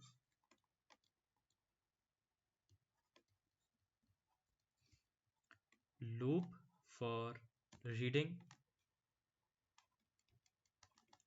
3 lines, 3 lines को रीड करने के लिए आप करोगे आफ्टर रीडिंग अ लाइन, नहीं या बल्कि कहते हैं कि एट ईच आइट्रेशन बेहतर है कि at each iteration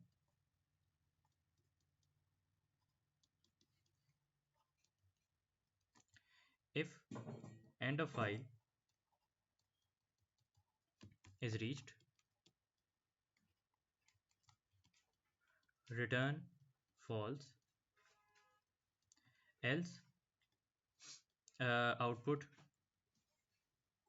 the line read, जो भी लाइन आपने रीड की थी उसको आउटपुट कर दें। आफ्टर आउटपुटिंग 3 लाइन्स आप ये करेंगे, आप यहाँ पे रिटर्न कर देंगे रिटर्न ट्रू। 4 नंबर का था, 4 पॉइंट्स का हमारे यहाँ पे कंप्लीट हो गया, वैसे तो काम था। हम्म। इसके बाद जो है कि कहते हैं हमारे पास आ जाता है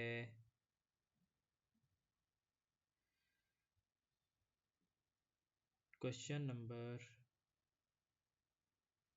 एक मिनट,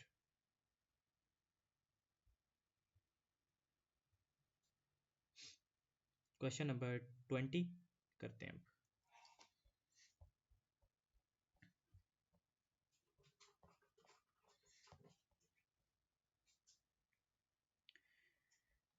इसके ऊपर क्या स्टेट ट्रांजिशन डायग्राम भी मंगा हुआ है? अच्छा, इसका स्टेट ट्रांजिशन डायग्राम तो आप नहीं भी बना सकते। An automated digital camera system is used to take a sequence of pictures of animals in a garden. एक ऑटोमेटेड डिजिटल कैमरा है जो कि गार्डन में एनिमल्स की तस्वीरें खींचेगा सीक्वेंस में। During a design of the system state transition diagram is produced. वो क्या होता है आपके अभी नहीं जरूरत। The table details state the automated digital camera system along with the events such as cause the state of change, जो कि आपकी स्टेट को चेंज करेगा। The system starts by standard mode, the sequence of pictures is taken when in active mode. जो active mode में होते हैं तो तस्वीरें खींच रहा होता है। फॉर एग्जांपल आपकी करंट स्टेट जो है वो स्टैंड बाय मोड में है, और उसके बाद इवेंट क्या हुआ कि ऑन किया गया तो आपका डिटेक्ट मोड में आ गया, डिटेक्ट मोड में से टर्न ऑफ किया गया तो वापस स्टैंड बाय मोड में चला जाएगा। डिटेक्ट मोड में अगर मूवमेंट डिटेक्ट हुई है तो वो एक्टिव मोड में आ जाएगा, तस्वीरें खींचना शुरू कर देगा। एक्टिव मोड में 20 मिनट्स गुजर गए, सीक्वेंस आपका कंप्लीट हो गया। एक्टिव मोड में अगर उसको टर्न ऑफ किया जाएगा तो वापस स्टैंड बाय मोड में चला जाएगा। सीक्वेंस कंप्लीट में जो है वो टाइम सेव कर देगा और वापस वो डायरेक्ट मोड में चला जाएगा। ये सारा कुछ क्या है एग्जैक्टली ये जो है कि कहते हैं आपके लिए इतना ज़्यादा अभी समझने के लिए ज़रूरी नहीं है। जो क्वेश्चन है उसकी तरफ चलते हैं आगे कि at the end of each sequence of a picture the time is saved in the string of the format. इस फॉर्मेट के स्ट्रिंग में स्टोर किया जाएगा HHMMSS, फिर HH represents hours, MM represents minutes, SS represents seconds, दो digits के अंदर। For example 0 8 12 30 is store to represent 8 hours 12 minutes 30 seconds in the morning। 15:22:35 is stored to represent 15:22:35 यानी कि 3:22:35 in the afternoon। Each string is stored on a new line in the text file timetaken.txt। उसको timetaken.txt में store किया जाता है। An algorithm is required to process the contents of the text file timetaken.txt once it has been transferred to the computer। जब computer के पास आ गई है complete होके तो वो आपको आपको उसको प्रोसेस करना है। For each hour when pictures are taken, output a suitable message showing the hour and the total number of sequences of pictures taken within that hour। तो यार ये पिक्चर का टोटल किधर लिखा हुआ है? Showing the hour and the total number of sequences of picture taken within that hour।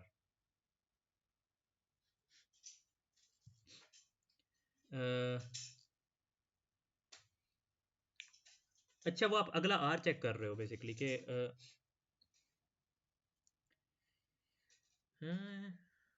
क्या इस मतलब ये कि इससे पहले आपके पास ये टाइम था, फिर मतलब ये कि अपने अगले आर तक देखना है, तो काउंट कहाँ से निकालेंगे हम ये? एक सीक्वेंस 20 सेकंड में कंप्लीट हो रहा है ना? अच्छा, यानी कि आर नंबर 15 पे आपको ये बताना है कि कितने सीक्वेंसेस कैप्चर हुए थे, तो ये कैसे पता लगेगा? क्योंकि and of each sequence time store हो रहा है ना, तो जब एक लाइन है तो उसका मतलब ये कि आपके पास 20 सेकंड बने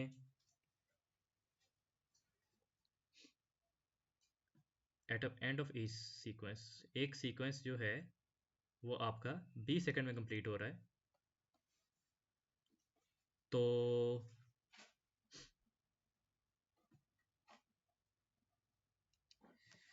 हाँ,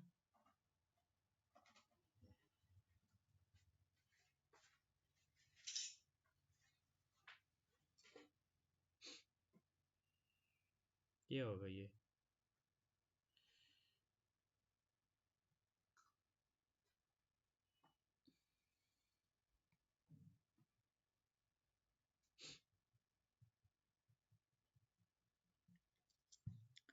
बेसिकली उसने यहाँ पे कहा कि R15 दिए हुए हैं 12 मिनट 30 सेकंड, 20 सेकंड में एक हो रहा है, तो ये 12 मिनट जो होते हैं वो आपके पास 32 कैसे निकाला उसने इसमें से?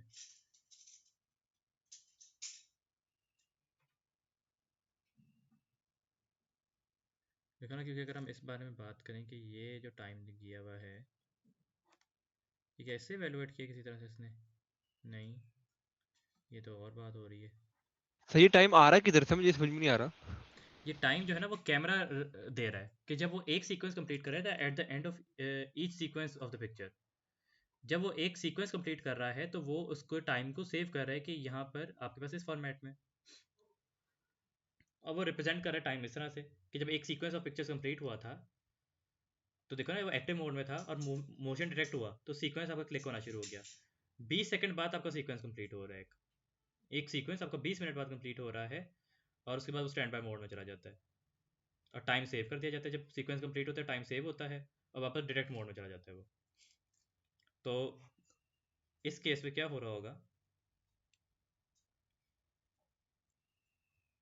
An algorithm is required to process the content of the text file time taken once it has been transferred to the computer. For each hour when the picture is taken, output a suitable message showing the hour and the total number of sequences of pictures taken within that hour. उस sequence में उसने कितनी pictures ली हैं वो आपने output करनी है। तो ये कहाँ से निकालेंगे हम काउंट? ये काउंट तो हम कहीं से भी नहीं निकाल सकते क्योंकि टेक्स्ट फाइल में तो खाली टाइम लिखा हुआ है। मेरे ख्याल से तो ओनली वे इसके उस आर को आपको मेरे हिसाब से डिवाइड कर, सर सिर्फ आवर्स लेना होगा। हाँ मतलब मैं वही सोचा था, क्योंकि आवर्स में 60 मिनट्स, तो उस हिसाब से मतलब हमें निकालना पड़ेगा। मतलब ये कि हमें इसको सारे को सेकंड में कन्वर्ट करना पड़ेगा और फिर 20 से डिवाइड करना पड़ेगा क्योंकि 20 सेकंड्स का एक सीक्वेंस है ना। तो फिर तो रियल नंबर आ जाएगा। आपने लेफ्ट साइड से पहले दो लगा ली तो आपके पास आर आ गया, और अ,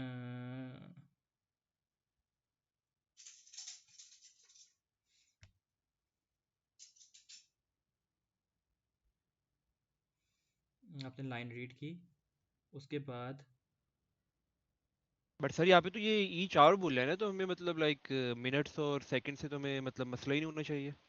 क्यों उसमें नहीं तस्वीरें खींची गई होंगी? मतलब खींचे तो गई 15 होंगी, आर बट के ये तो बाद होंगी। आवर पे बोले ना कि मतलब आर्ली बेसिस पे मतलब हमें बताना है, आउटपुट करना है। हम्म,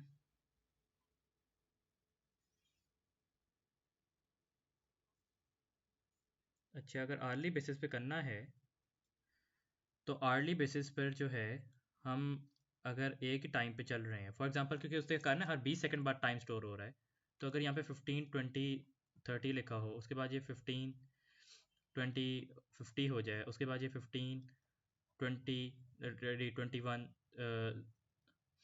21 30 फॉर एग्जांपल हो जाए, और उसके बाद फिर आगे जाके 16 पे चला जाता है बिलफर्स, तो हम यहाँ पे लूप करेंगे और यहाँ से लेकर यहाँ लूप तक एक सीक्वेंस रिकॉर्ड हुआ ना, जब वो नेक्स्ट टाइम रिकॉर्ड कर रहा है, देखो eight the end of each sequence एक टाइम रिकॉर्ड हुआ, तो इसका मतलब कि एक लाइन का मतलब है एक सीक्वेंस रिकॉर्ड हुआ ना।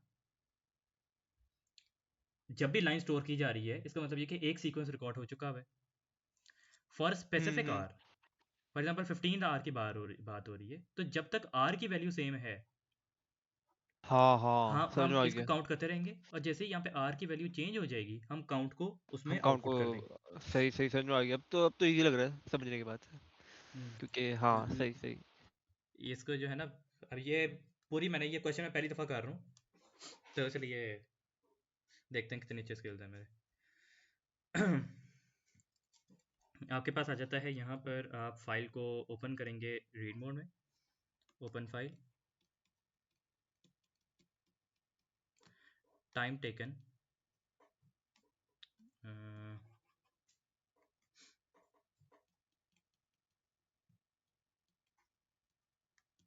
Dot T X T for read,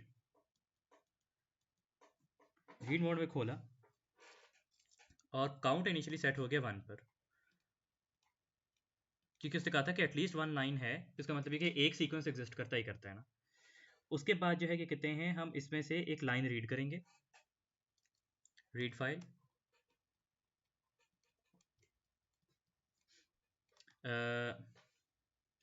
time taken dot T X T comma line, इसमें से लाइन हमने रीड की। उसके बाद हम इसमें से इसकी आर वाली वैल्यू निकाल लेंगे, आर वाली वैल्यू निकाल कर line comma, sorry, left side से लाइन कॉमा 2 हम ले लेंगे इसमें, लेफ्ट साइड से लाइन कॉमा 2 ले लिया तो हमारे पास आर्स वाली वैल्यू इसके अंदर स्टोर होगी। उसके बाद हम यहाँ पे लूप लगाएंगे while not end of file तक का, while not end of file, आपके पास आ जाएगा time taken dot T X T,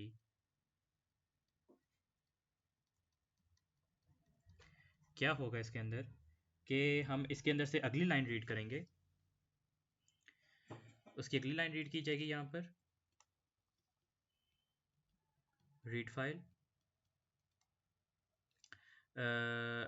time taken dot T X T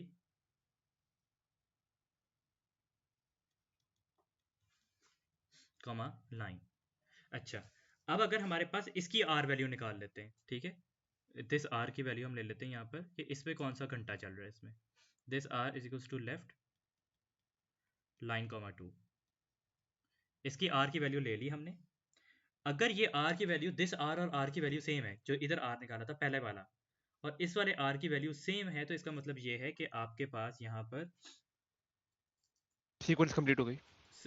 नहीं, अभी सीक्वेंस कंप्लीट नहीं, अभी एक सीक्वेंस कंप्लीट हुई है, लेकिन वो वाला घंटा भी जारी है। तो उस केस में क्या होगा कि इफ हम्म। आपके पास this R is equal to R, then क्या करेंगे हम, देन हम अपने पास काउंट को इंक्रीमेंट कर देंगे बाय 1।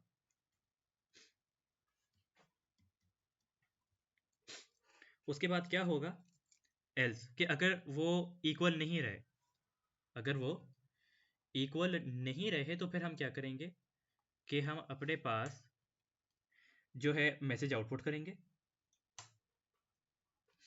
आउटपुट आर कॉलन, जो इधर आपके पास आर वाली वैल्यू थी वो आउटपुट होती है कि इस घंटे में आपके पास क्या टोटल हुआ, टोटल कॉलन काउंट। ये आपके पास मैसेज आउटपुट हो गया कि इस घंटे में इतनी पिक्चर आपके पास खींची। उसके बाद अब देखो क्या करेंगे, उसके बाद अब इसको भी तो अपडेट करना है ना हमने, कि अपडेट करने के लिए अब अगला घंटा शुरू करना है, दिस आर में अब अगला घंटा, फॉर एग्जांपल 16 आ गया, अब दिस आर में, जब दिस आर में 16 आएगा, जब वो इक्वल नहीं रहेंगे, वो 16 आ गया दिस आर में, पहले 15 था अब 16 आया, तो ये मैसेज आउटपुट हुआ। उसके बाद अब हम आर को सेट कर देंगे दिस आर पर, कि अब वो 16 के लिए लूप चलाए, और काउंट को वापस सेट कर देंगे 1 पर, एंड इफ, और उसके बाद आपके पास आ जाएगा एंड वाइल, और उसके बाद ये भी आउटपुट हो गया, डिस्काउंट प्लस 1 हुआ जब ये इसकी इक्वल आया। उसके बाद जो है आपके पास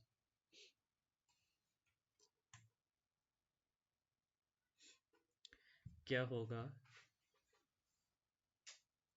ये आउटपुट किया, उसके बाद वो अगले आर्क ले गया, ये लूप फिर से चला, और फिर एंड ऑफ फाइल आ जाएगा। अच्छा, अब यहाँ पे ये सोचने की बात है कि जब वो आखिरी वाली बारी आएगी तो उसके ऊपर तो एंड ऑफ फाइल आ जाएगा, लाइन रीड करते करते एंड ऑफ फाइल आ जाएगा, तो ये वाली स्टेटमेंट नहीं आउटपुट होगी, क्योंकि ये वाली स्टेटमेंट कब आउटपुट होगी, जब आर की वैल्यू चेंज हो रही होगी। अगर आर की वैल्यू चेंज हो गई भी है, वो लाइन रीड करे, तो आखिरी वाले के ऊपर तो नहीं चेंज होगा, तो एक दफ़ा स्टेटमेंट और आउटपुट होगी, output R colon comma R R, और उसके बाद जो है आपके पास आ जाएगा comma total is equals to count. ये आपके पास आउटपुट होगा, और उसके बाद आप फाइल को कर दोगे क्लोज।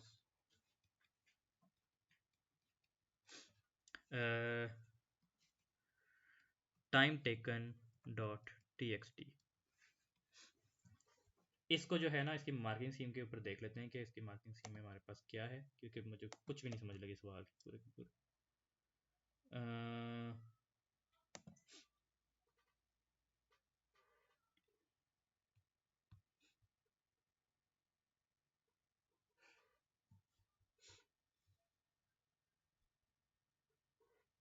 एक सेकेंड, मेरे ख्याल से इस पे से ना मुझसे कुछ मिस भी हुआ है, क्योंकि आप देख सो तो ये इसका बी पार्ट है, मेरे ख्याल से इसलिए भी हमें थोड़ा सा कंफ्यूजिंग लग रहा था कि इसका कोई इसका ए पार्ट तो मैंने किया, मेरे ख्याल से इसका ए पार्ट वहाँ उस पर होना है, स्टेट ट्रांजिशन डायग्राम्स वाली वर्कशीट में होगा। ओहो, इसको भी देख लेते हैं एक सेकेंड, इसका क्या पार्ट था यहाँ पे।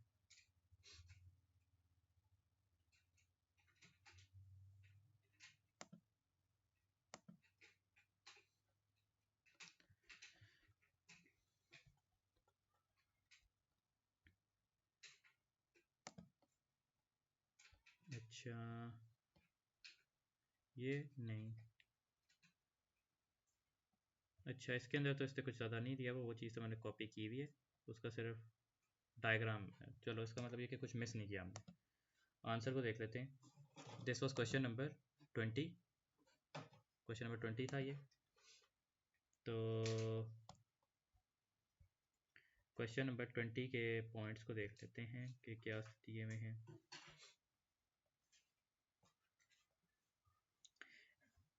Any initialization of count for number of pictures taken each hour, open time taken for read and subsequently close, ये दोनों चीज़ें तो हमने की हुई हैं। इधर अगर हम आते हैं तो हमने काउंट भी यूज़ किया हुआ है और फाइल को ओपन भी किया हुआ है। उसके बाद क्या होता है कि उसके बाद वो कहता है conditional loop until end of file किया हुआ है, read a line from line in a loop and extract R from read line in a loop, हमने एक्सट्रैक्ट कर लिया आर को और एंड ऑफ फाइल का लूप भी लगा दिया। उसके बाद वो क्या कहता है, extract r from a line in a loop, अच्छा, a mechanism to compare current r extracted from the line with the last one read from the file.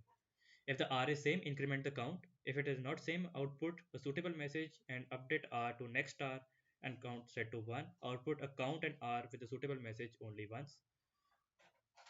ठीक कर लिया आपने, वो आपने ठीक बात पॉइंट आउट की थी कि हमें खाली आर से डील करना है, मिनट और सेकंड से हमारा कोई ताल्लुक नहीं था।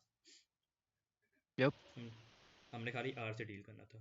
गुड, इसका मतलब ये हमारा क्वेश्चन कंप्लीट हो गया, एंड हमारे पास जो है टेक्स्ट फाइल्स भी कंप्लीट हो गई। बाकी रह गए क्वेश्चन नंबर 19 और 21, वो इंशाल्लाह जो है मैं आप लोग को कभी फ्यूचर में, शायद पास पेपर जब हम करेंगे फुल लेंथ ज़्यादा तब करूँगा, या मैं आपको कुछ टेस्ट में दे दूँगा, हु नोस। लेकिन खैर, हमने जितने भी इंपॉर्टेंट क्वेश्चन थे, जितनी भी वेरिएशन ऑफ क्वेश्चन थी, वो अलहमदिल्ला हमने सॉल्व कर ली है। कोई सवाल इसके अंदर या किसी भी टेक्स्ट फाइल रिलेटेड क्वेश्चन में टॉपिक में कोई सवाल आपका? नोप। नहीं? अच्छा चलो।